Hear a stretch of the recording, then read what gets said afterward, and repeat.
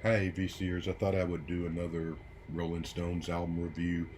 Put up a review of Let It Bleed here about an hour or so ago, so check that out if you're interested.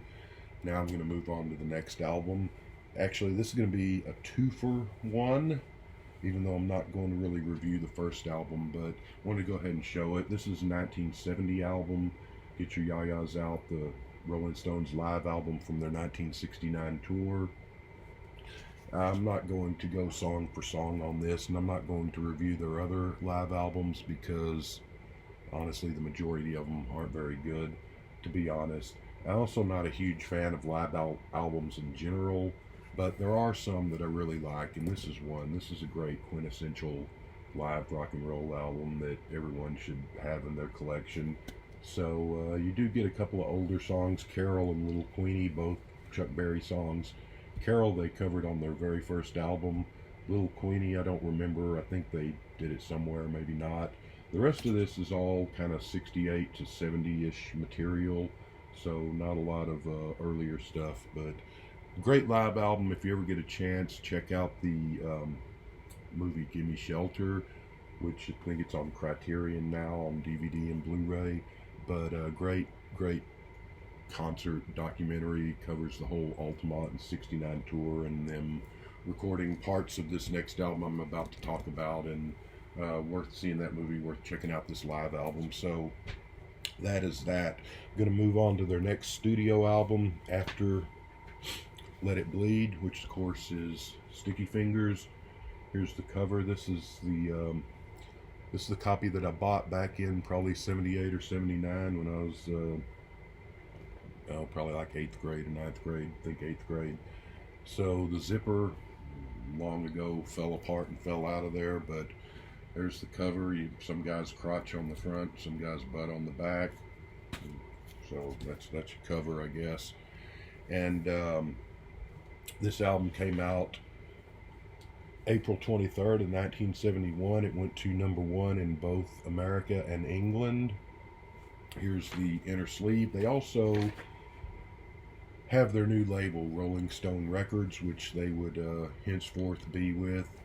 And there's the famous Rolling Stone Records logo, the tongue and lips, which probably one of the most famous and recognizable logos in the history of rock and roll. And it's never that crazy about it, but I guess it works. And there's the inner sleeve back picture, which I think is a great picture of the band there. That picture just sort of captures the essence of Mick Jagger, I always thought. There's Keith Richards in an unfortunate fashion choice of Pat's. Don't know if he still has those or wears those, but let's hope not. But pretty good picture of the band. This is a great album, but it's an album that's a little problematic for me. I used to like it a lot more, I think, than I do now. It hasn't, for me anyways. I still like it a lot, but it hadn't aged quite as well as some of their other albums from around this period for me. It's sort of a back to the basics. It's the band going back to your guitar, bass, drums, singer, and you do have some saxophone, some keyboards and pianos. You even have strings on a couple of songs that are done very well. You've got Nicky Hopkins and Billy Preston showing up again. Bobby Keys on sax. He had played a little bit on Let It Bleed. They would play on quite a few Rolling Stones albums going forward. But from this point forward, they sort of revert back to just being a basic rock and roll band. The death of Brian Jones a couple of years earlier, you lose the just interesting arrangements and exotic instruments. By and large, they're still really good. They're just, in my opinion, from this point forward, not as good as they were in the 60s, not as fun and not as interesting, which doesn't mean that there's not still some greatness to be found on this album and even the albums going forward. This is all the same, though, sort of the beginning of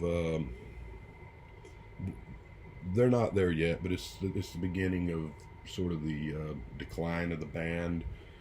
Even though, like I said, there's a lot of good music, a lot of good individual songs to come on albums ahead of this, but this is the sort of the beginning, maybe into it a little bit, of Keith's descent into drugs, which certainly would affect the music over the next few years.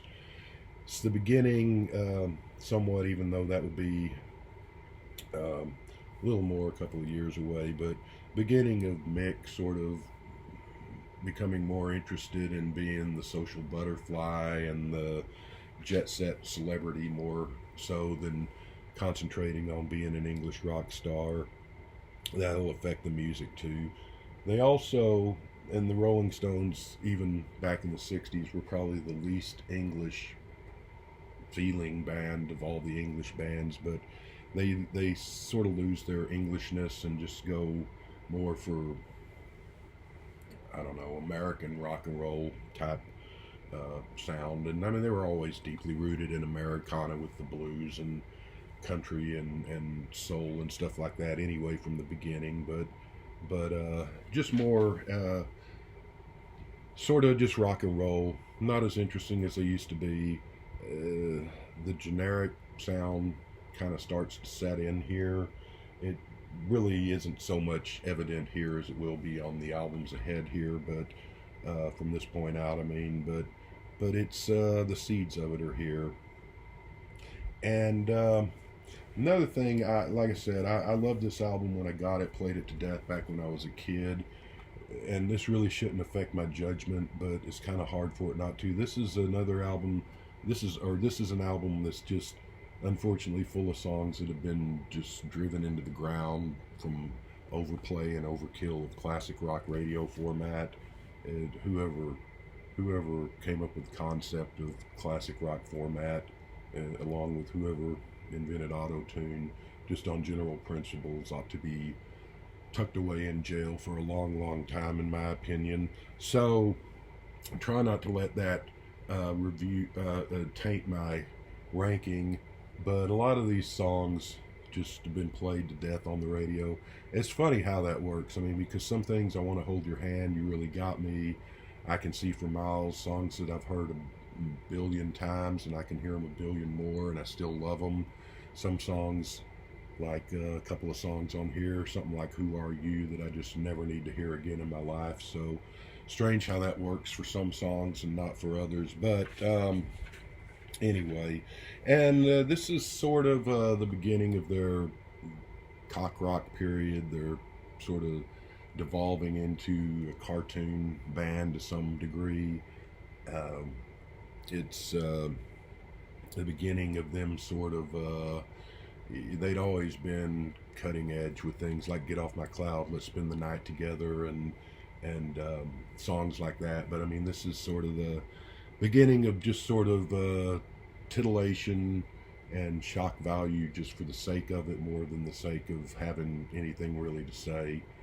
So it sounds like I'm about to slam this album, I guess, from what I've just all that I've just said, and I'm not. It is a really good album. It's a strong, solid album, and it does have, on the good side, this does have some of Mick's best singing ever, in my opinion. And you know, Mick was never cut out to be a Paul McCartney, John Lennon, Roy Orbison, Beach Boys type vocalist, but he is pretty damn good with what he's got, and he you know, might be a limited vocalist, but he certainly uses it to advantage, and he can be really good at times, and here I think is some of his strongest vocals.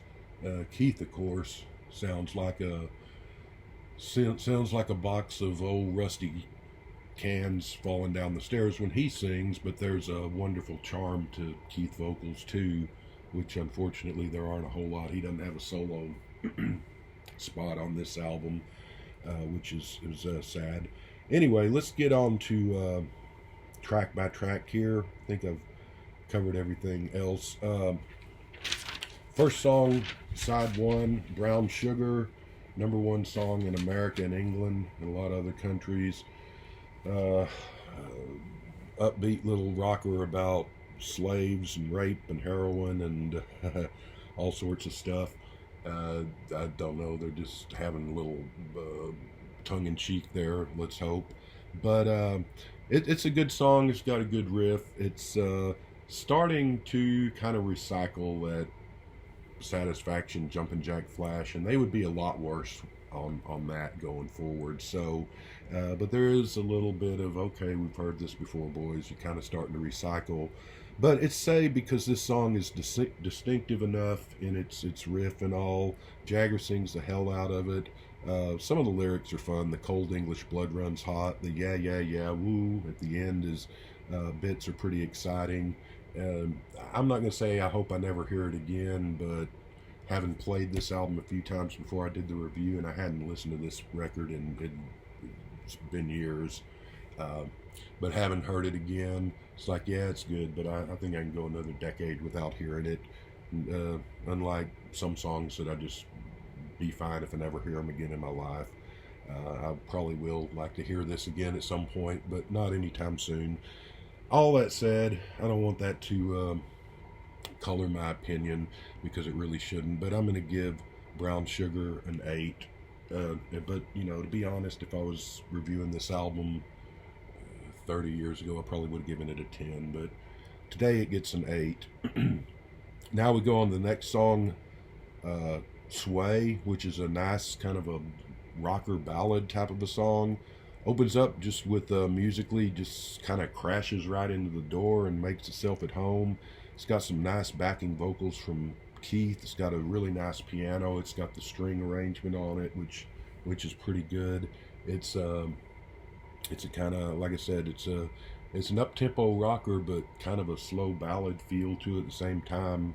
Somehow they pull that off, which sounds incongruous, but it works. And Sway, I'll give a 9. It's a nice pretty song.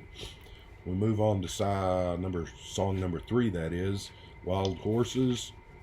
This was written, everything on here was written by Mick and Keith, by the way, even though Mick Taylor rightfully should have gotten credit on one or two of these songs, but everything written by Mick and Keith, with the example of one song. We'll be getting to that in a minute here.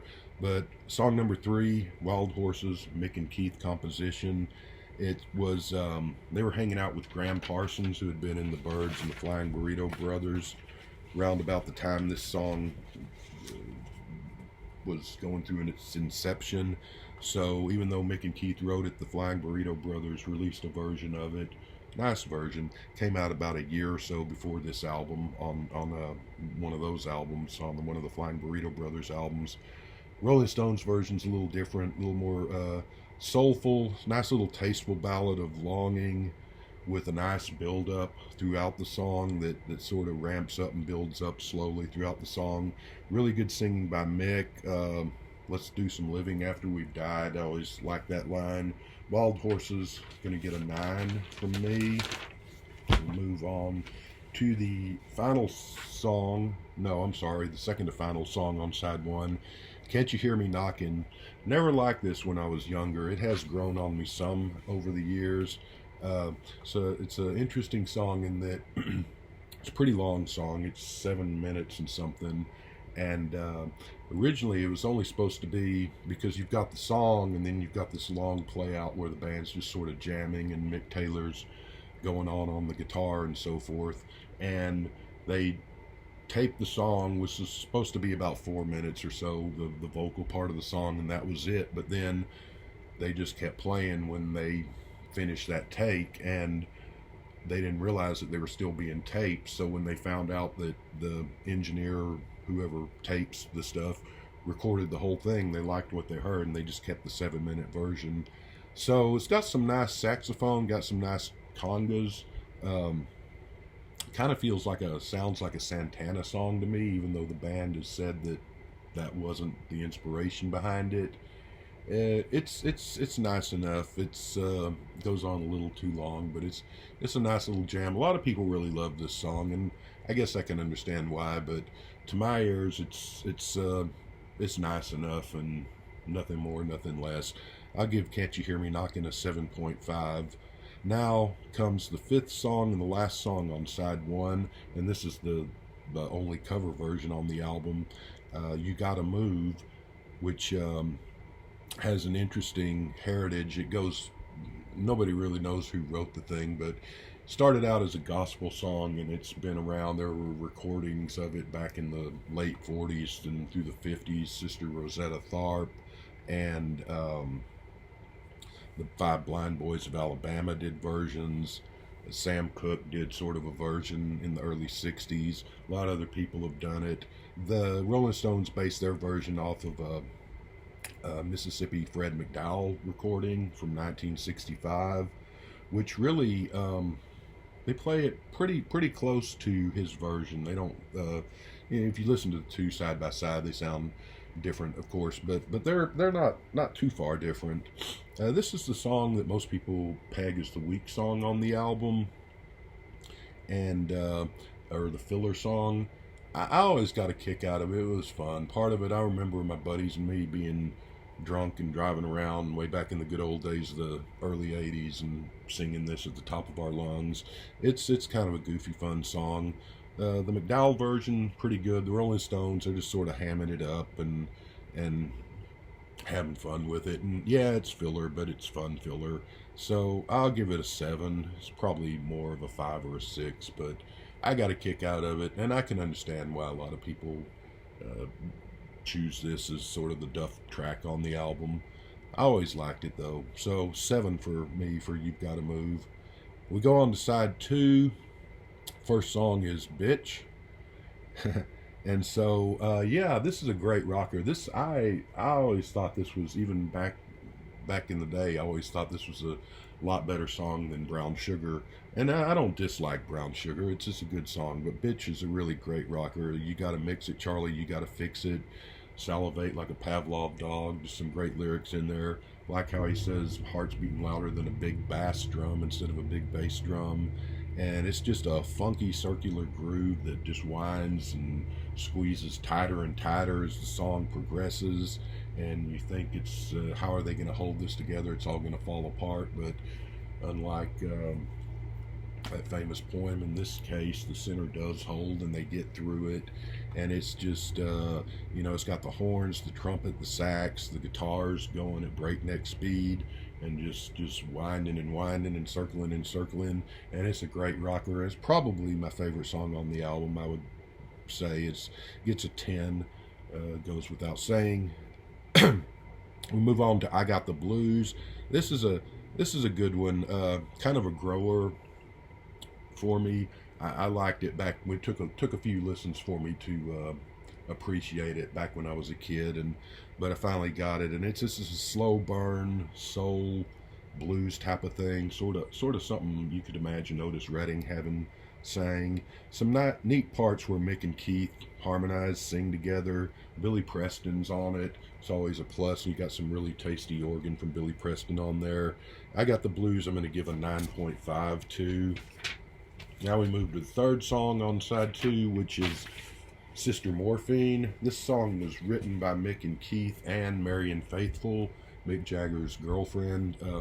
I don't know that she was still his girlfriend by the time this came out, but she was. This was written, I think, round about back in 69 or so. And Faithfull actually did a version of this back in 69 that was released before the Rolling Stones version, and she re-recorded another version of it for the Broken English album when did that come out, 79 or 80. It's sort of a languid country ballad of a song that kicks up the pace a little bit once Charlie's drums kick in, and sort of a mid-tempo song, but it sort of chugs along. It's a sad, mournful song. Pretty though. Give that an 8 on Sister Morphine. Now one of my other favorite songs, maybe my second favorite song. It's so goofy and fun. Dead Flowers. It's country, some more country stuff. And the country influence was kind of big on the Stones around this 69, 70, 72 period, 71, 72 period. Mick hanging out with, Keith hanging out with Graham Parsons, and Ry Cooder was hanging out with the Stones and so forth. So there was a lot of that Americana. Grateful Dead, I think, were around in the mix of getting them to play Altamont and so forth and so on. They were going through their own sort of country phase there. But Dead Flowers, a lot of Mick's affected, goofy voice is just funny. I won't forget to put roses on your grave. It's just a fun sing along, goofy country song, and just a kick of a song. So Dead Flowers gets a 10. We change pace. We go to the closing song, Moonlight Mile, which is just a beautiful, lush ballad with strings and that just sort of swells and grows as the song goes on. Singing about drugs, maybe, singing about weariness or loneliness. So it's either a drug song or it's Mick in a rare instance of sort of opening up and showing a bit of his true self. Either way, it's a beautiful song. It gets a 10. This album overall, I'm going to give a 9 to. So Stones are still going strong as they enter into the 70s. Unfortunately, it won't last. There will be, well, there'll still be a great album after this, but after that there will be some really good albums. But the era of great albums for the Stones is about to end, which doesn't mean it's not worth going along for the rest of the ride, because there still are some individual great songs and there still are some really good albums. And in fact, some of the albums that are coming up that were back then considered the Stones' fallow period, the duds on reappraisal, are actually pretty good. So in my opinion anyway, stick around if you care to and see what I have to say about those albums, because they'll be coming up soon, and we'll have Exile on Main Street coming up next. So happy Memorial Day, and shout out to everybody who served our country. Good for you guys, and take care everybody. Have a fun holiday weekend. We'll see you soon.